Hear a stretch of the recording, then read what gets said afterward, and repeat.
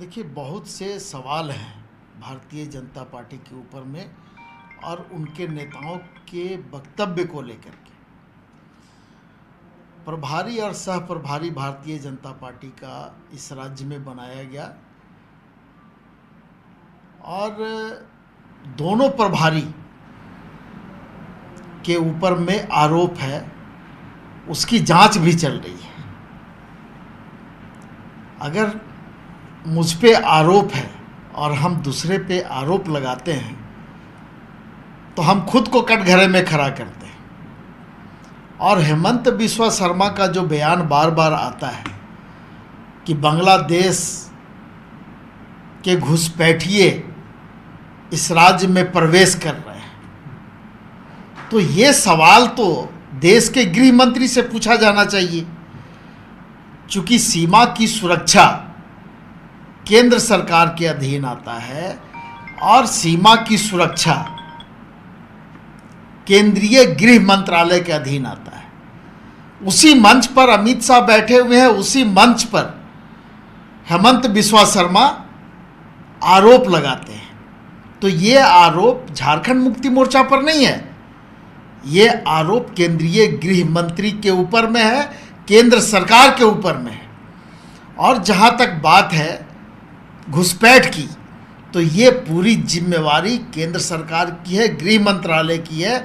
और आप अपना जो कमजोरी है, आपकी जो नाकामी है, उसको आप राज्य सरकार के ऊपर में थोपने का काम कर रहे हैं। ये दुर्भाग्यपूर्ण है। राज्य सरकार स्पष्ट रूप से ये चाहती है कि जो भी लोग इस तरह के अगर हैं तो ये केंद्र सरकार को देखना चाहिए और सीमा की सुरक्षा बढ़ाई जानी चाहिए।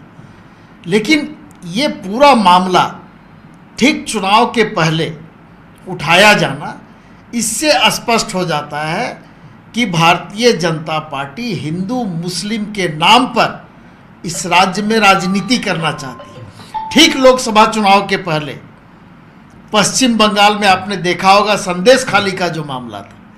आज संदेश खाली भारतीय जनता पार्टी को याद नहीं आ रहा।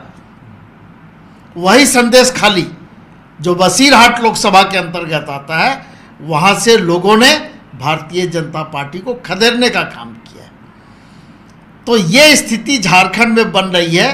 पिछले विधानसभा के चुनाव में इस राज्य की जनता ने भारतीय जनता पार्टी को एक तरह से खदेड़ा था और उनके एक विधायक हैं जिनको जनता ने जिता करके भेजा है। मंच से उनका ये बयान आता है, उनका ये भाषण होता है कि गट्टा पकड़ करके हेमंत सोरेन को गद्दी से उतार दिया जाएगा। तो ये हेमंत सोरेन को नहीं बोल रहे हैं, ये पूरे राज्य की जनता को बोल रहे हैं जिन लोगों ने हेमंत सोरेन को गद्दी पे बैठाया है। और वही जनता 2019 के विधानसभा चुनाव में भारतीय जनता पार्टी को गट्टा पकड़ के उतारने का काम किया।